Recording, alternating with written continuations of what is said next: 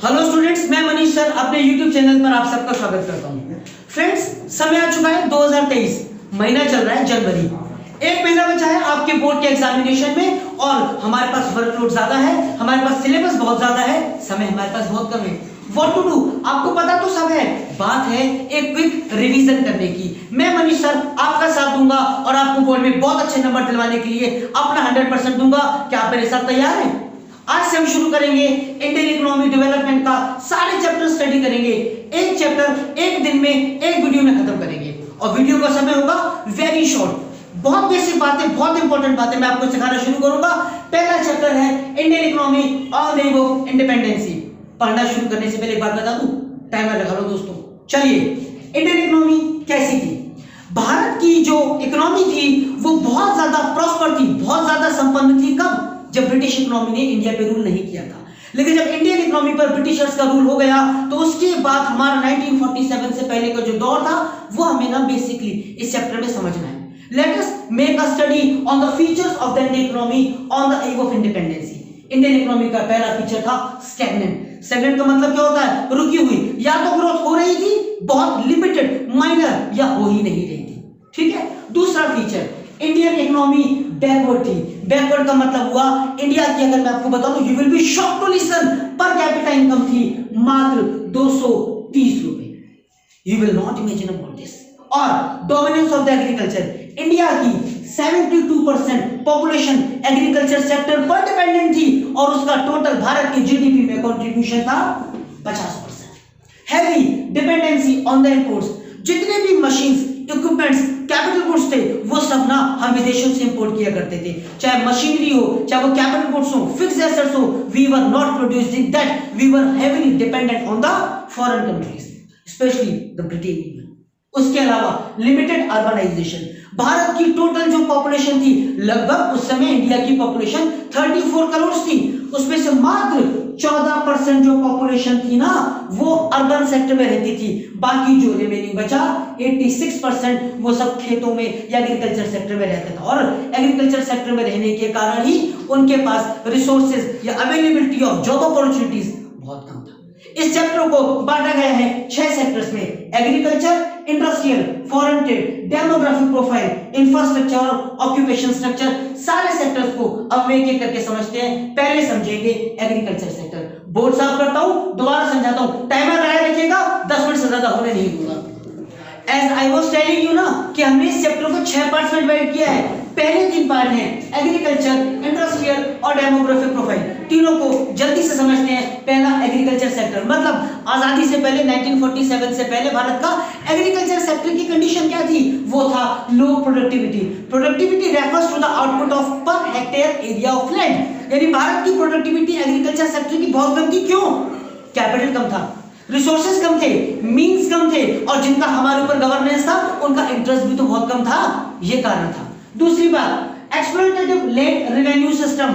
Britishers ने यानी colonial government ने भारत में लैंड रेवेन्यू सिस्टम का एक नया ही टर्म इन्वेंट कर दिया। कौन सा? क्या नाम रखा उसका? जमींदारी सिस्टम।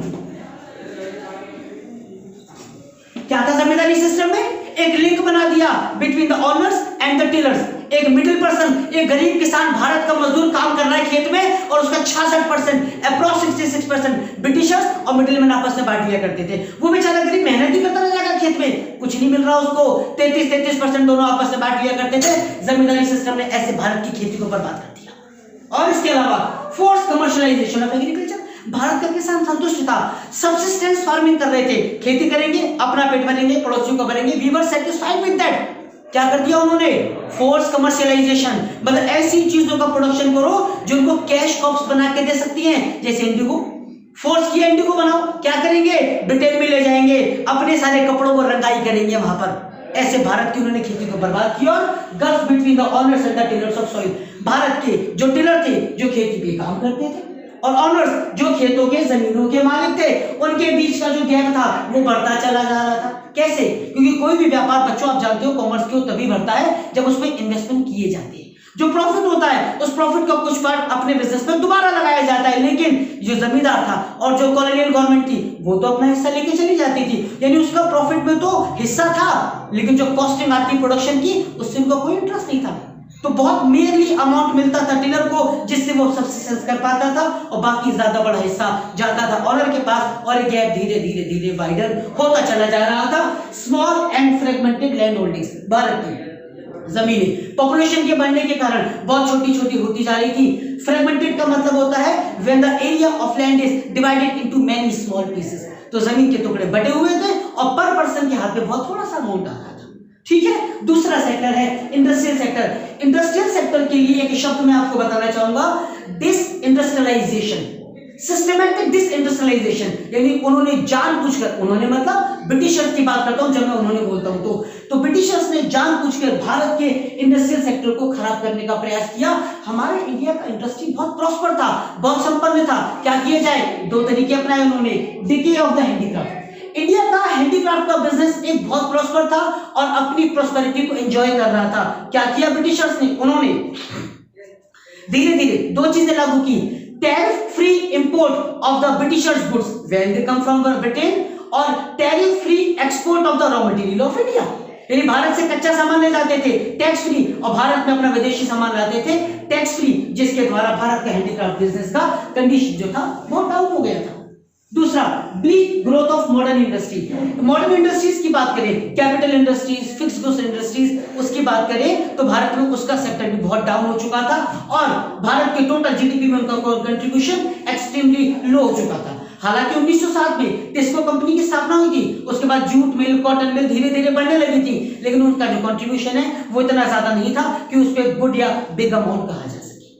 ठीक है, थर्ड है डेमोग्राफिक प्रोफाइल, लोगों का रहन सहन, लोगों का लिविंग स्टैंडर्ड कैसा था, high birth rate and high death rate, लोगों की जन्म की दर भी ज्यादा थी, मृत्यु की दर भी ज्यादा थी। कितनी, अप्रॉक्स अगर बर्थ रेट की बात करता हूं तो 48 पर 1000 जन्म होता था और डेथ रेट क्या था, अप्रॉक्स 40 पर 1000, प्रत्येक 1000 बच्चों जो जन्म लेते थे उनमें 40 बच्चों की डेथ हो जाती थी। लाइफ एक्सपेक्टेंसी, 1947 से पहले लोगों की एक्सपेक्टेंसी, जीवन जीना लगभग कितने साल का होता था, आज कितना है, आज आपको पता ही है, अप्रॉक्स हम 76 टू 77 इयर्स जीते हैं। तब कितना जीते थे, लगभग, हाँ सही लिखा है, 32 साल तब लोगों की ऑन एन एवरेज एज थी। क्यों, लोगों के पास मेडिकल फैसिलिटीज नहीं थी, अवेयरनेस नहीं थी, लिटरेसी नहीं थी, तो ये हाल तो होना था ना मेरे दोस्तों।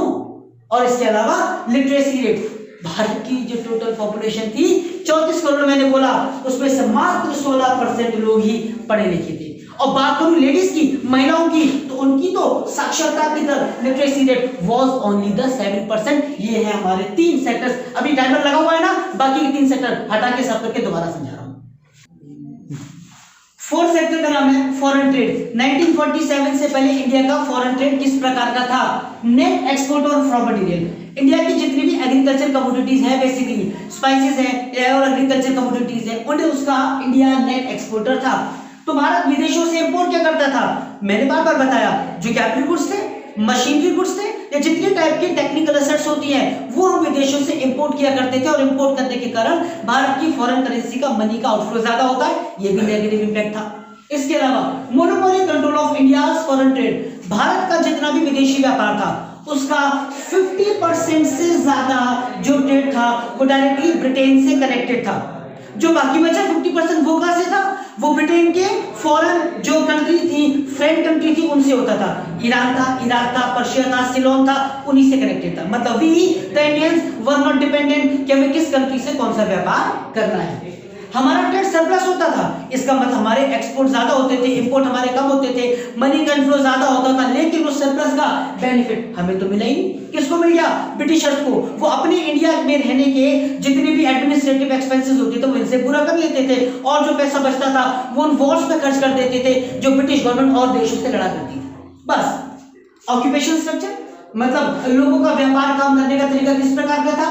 टोटल इंडिया की जो 100% पॉपुलेशन है उसमें से 72% पॉपुलेशन तो directly indirectly primary sector agriculture पर डिपेंडेंट थी, 10% सेकेंडरी सेक्टर पर डिपेंडेंट थी और 18% लोग भारत के टर्शरी सेक्टर में काम कर रहे थे। ये आपका ऑक्यूपेशन स्ट्रक्चर हो गया। ब्रिटिशर्स ने ही इंडिया के इंफ्रा को डेवलप करने का काम किया, नो डाउट मैं इस बात के लिए समर्थन करूंगा।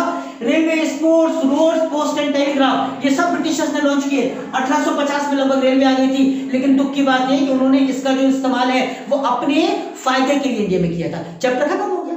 है ना। 10 मिनट तो नहीं हुए अभी, ऐसे सारे चैप्टर वन बाय वन मैं आपको वन शॉट वीडियो में दे दूंगा। मेरा साथ देते रहिएगा। 90 प्लस नंबर आपके मनीष के कृपा लाखों लाख मिलेगा।